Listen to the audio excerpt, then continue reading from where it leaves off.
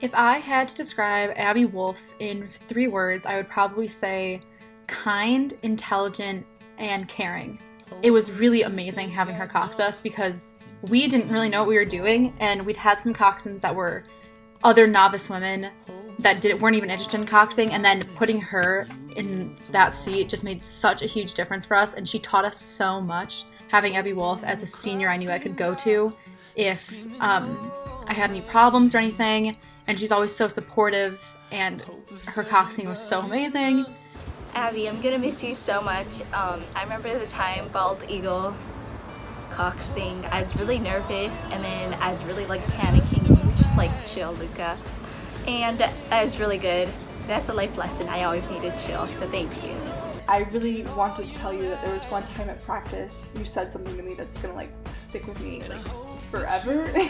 I was definitely taking my foot off the gas, and you came up to me and you said, "I know you can do better than that." And I was like, oh shit, I can do better than that. It was not just keep going, but like push yourself harder.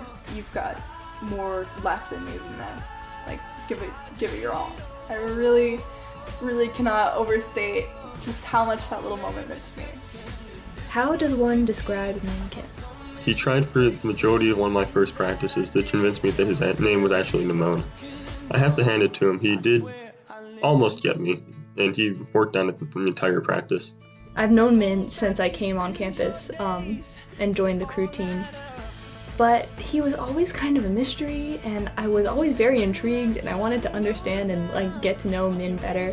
Even on the men's team, I still didn't know him as much, but once I did get to know him a little bit and hear what he was thinking and what he thought of things in general, and finding out how freaking funny he is, I'm gonna miss Min a lot. He is just an absolute goofball. When we were warming up one day at the boathouse, and we were told that he was a ballerina, and that just stuck in our minds, and I think it was a while until we got a definitive no, that he was not actually a ballerina. My first impression of Alex was that she was way too cool for me, and she is really cool. That was correct, but she's also really, really nice and really funny, and a really good person to know on the team. I knew I could always trust her if I ever needed anything. I knew immediately at the beginning of the year that she was someone I wanted to be like when I was older and like my later years in the team. You know, at the beginning of the year I didn't know her very well, but I just saw her from afar and was like, wow. Alex always really made me want to be a better rower and like a stronger person and just like a better teammate. A few weeks into winter training, I started sitting next to Alex in the erg room, and like during sprint pieces, on the very last piece when we were both like completely dead, we flied and died, she would just look over at me and say like sub 2 or something, and I would just nod, and then we would both like pull for each other basically, to try to get the goal that we'd set for ourselves, and that was just super motivating, and it kept me going and kept me always doing my best. So Alex is my crew mom, and I'm proud to be her crew daughter. Definitely when I first met Alex, I was kind of intimidated by her. She was always working so hard, and I just wanted to be her. And then just over the past 2 years, I've gotten to know her really well, and I'm so proud to call her my friend. She's definitely someone I've looked up to, and I'm just gonna really miss her. One thing I really admired about Alex was her presence at practice, because she came in and she sat down at the erg and she just got it done, and she gave it her all every day, and it was so obvious, and I think it's one of the greatest examples I've seen of just leading by example. My initial impression of Dan, and one that I think still holds true to this day, is one of disbelief. Sometimes for me it's hard to believe that Dan's a real person, and I say that in the best possible way. It's just hard to believe that someone can be that dedicated, that energetic, eat that much food every day. I've said it to a couple people before, there's over 7 billion people in the world, but there really is only one Dan Ratner, and I'm incredibly proud to have called him a teammate the past couple years. My first long interaction with Dan, besides arguing next to him, was Bald Eagle my freshman year. We had just finished rigging all the boats and we were sitting under the gazebo at the picnic tables. He decided that during the time before our race, he was just going to learn everything about me. He asked me question after question, which felt like an eternity. I'm pretty sure he learned next to nothing about me, though. It was a very strange and uncomfortable time, but it was where I first learned about Dan, and that says a lot for itself. What I'm going to miss most about Dan is going to be his just overall atmosphere that he brings to practice. Crew can be a very monotonous sport, and I mean, when you're in the winter and all you're doing is erging, it can be really hard to get up each day. And I know there have been a ton of different times where I've just been kind of going through the motions, and Dan's level of energy and excitement that he brings every day has kind of brought me back into the practice and made me focus. And yes, also Dan, I will miss stretching after practice. I feel like I've gotten to know him and how he thinks so much better this past year, and I'm really going to miss him. I'll always have a tremendous amount of respect for him, and I'll always remember the funny Jenga story from his camp. I'm gonna miss sitting by him at breakfast and just talking. And I know everyone says this, but the food, he eats so much food, and his stomach can only be so big. And so I just don't understand where it goes. It's just baffling. Like, how does that man eat so much? I just don't know. I'll never understand, I don't think. I'm really gonna miss Bella's bubbly personality every morning. Being out in the cold, dark at 5 in the morning is not always the most fun. But seeing her bundled up in like 50 layers, smiling and having the iconic fun in the hood moment really made me excited to get out in the water every morning, no matter how gross outside was. She is just a truly incredible person. She's amazing in every single way with every single thing she does. She literally has it all, except for the height, but it's okay because I don't have that either. But even that, in those 4 feet, however many inches that she does have, like, there's a lot going on there. You could obviously see that with her amazing coxing and leadership skills, and she has the personality of someone who's 10 feet tall. So she's just amazing. I'm gonna miss her so much. Bella, you're so sweet, and I'm gonna miss you so much. I was so happy when you handed me down your Cox box. I'll cherish it forever, and thank you for teaching me so much. I'll miss you.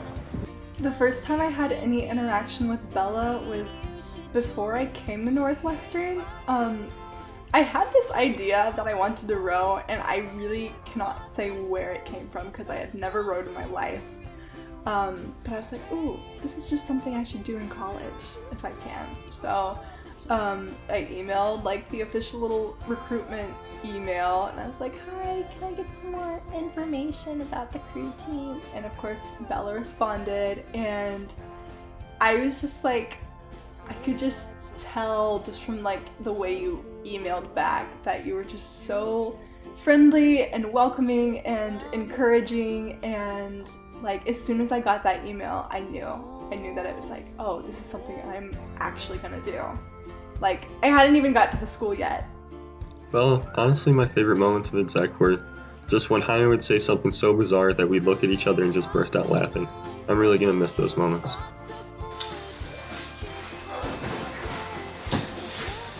All right, if I had to describe Jaime in 3 words, I don't know. I feel like he'd be pretty upset if I tried to describe him in 3 words. He's spicy. He has a spicy personality. Okay, so I think Jaime is definitely one of the smartest people I've ever met in my entire life. We've been to trivia so many times, and if you've ever been to trivia, there are questions where you're like, who the heck would know the answer to this? Well, Jaime is definitely one of the people that knows the answer to that question. I've had the great pleasure to have Jaime in class. He always made it very interesting to me. And I've definitely had the pleasure to get to know him a lot better this past year. He's also the only person that loves Shakira more than I do, so his hips don't lie. You were not here my freshman fall, you were kind of just this imaginary figure that everyone would talk about, and they were like, he's raw, but they would never say, like, they could never give a full explanation of who you were. When he was away on travel abroad my freshman fall, everyone would just talk about him and could never explain him. When pressed about him, people would always just respond with, "You can't explain Jaime, you just have to meet him." I never understood that statement more for any other person before in my life. Jaime is truly one of a kind. So I would say Liz is definitely one of my closest friends on campus. She's been there for me since basically when we started rowing. She knew my name right away. She would always ask how I was doing, and our friendship just grew from there. And she's very near and dear to my heart, and she's always pushing me to do better, both in the gym and academically. We're always hanging out in core, doing our homework, and I love hanging out with her outside of class too. I was also very intimidated by Liz when I first met her because she's just a super tall, strong woman. But I would soon realize that she was incredibly friendly. Like, this very small moment stands out to me when I was walking out of the library and she was walking in. And we were kind of far away from each other, but she still just shouted out, "Hey, Harper!" And yeah, it just showed me how friendly she was and that I had absolutely no reason to be afraid of her. Liz also never fails to make me laugh, especially at parties. I love her dancing. I just want to say, Liz, I love you so much, and I'm so sad I didn't get to say goodbye to you in person.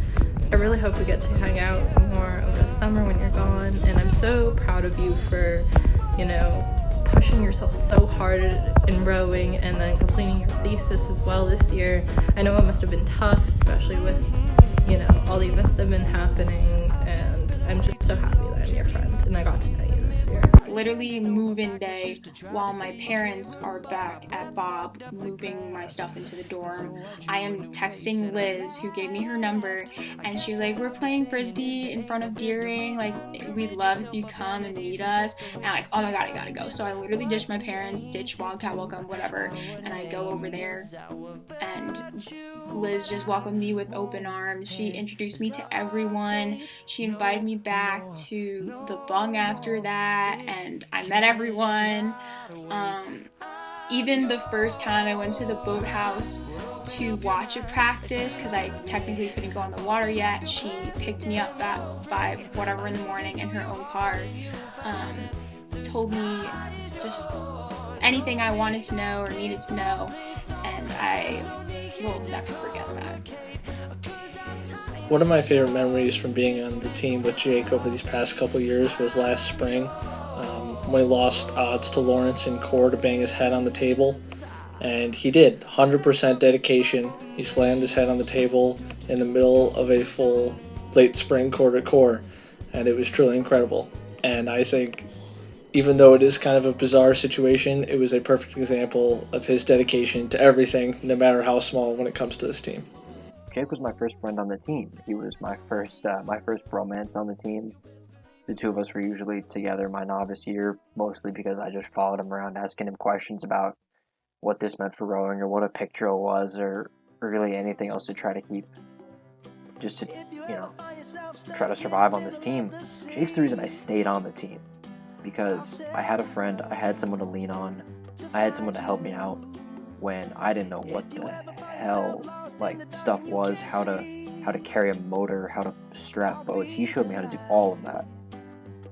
He's a man of unquestionable character, and everyone on the team knows that. Jake has been a phenomenal captain, every day pushing himself and his teammates to be their best, both on and off the water. I think that says a lot about him. While I can think of multiple ways to describe this strapping lad, only this phrase comes to mind. He got it done. As equipment chair, whenever there was a trouble with a godforsaken motor or boats needed to be strapped, he stepped up and got it done. Whenever the boat needed an extra surge, as stroke seat, he got it done. On erg pieces, when the cocks demanded Jake to edge out and empty the tank, he got it done. This get-it-done attitude, I think, sheds light on some of his best traits. his reliability, and trustworthiness. When I think of Jake, I think of a person that naturally commands respect. There's never been a second that has gone by when I've questioned his values or not trusted him in the boat. Every day at practice, I knew he was going to be one of the guys that was going to give everything he's got to every single stroke that he took, especially in the boat.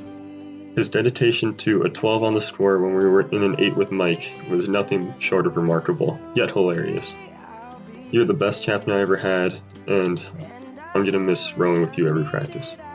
Something I'll never forget about Charlie is his erg-room presence, or just general. Honestly, I'll never forget Charlie's general presence. He can somehow both be incredibly focused and give what he does his absolute attention and give it his all, and somehow be very, very hilarious and yell at random times and bring this energy that is unlike anything I've seen in any team that I've been on in my life. Charlie's the reason I'm on this team. Charlie's the reason that I found my family at Northwestern, and I'll always be grateful for that. He's really vocal and really intense when we're about to get our test pieces, and that's something really valuable he brings to the team. You may have beaten me on the last 2K, but I'm still coming for your time, bud. I'll miss you. Charlie, I know you gave everything you had to this program and to this team, and the changes you made are going to last a long time, and I really think that you had a huge hand in setting us on the right course. And thank you for sticking this out for all 4 years. And obviously I know that this isn't how it was supposed to end, but what I do know is that we will do everything we can to make you proud. Thank you for all you've done for us. All the seniors that I've known since coming here, I can't imagine my life without them. They've become my family, and I'm trying not to think about it because it makes me very sad, and I don't know, it's going to be a whole different world without them, and I think the world is a better place because each and every one of the seniors.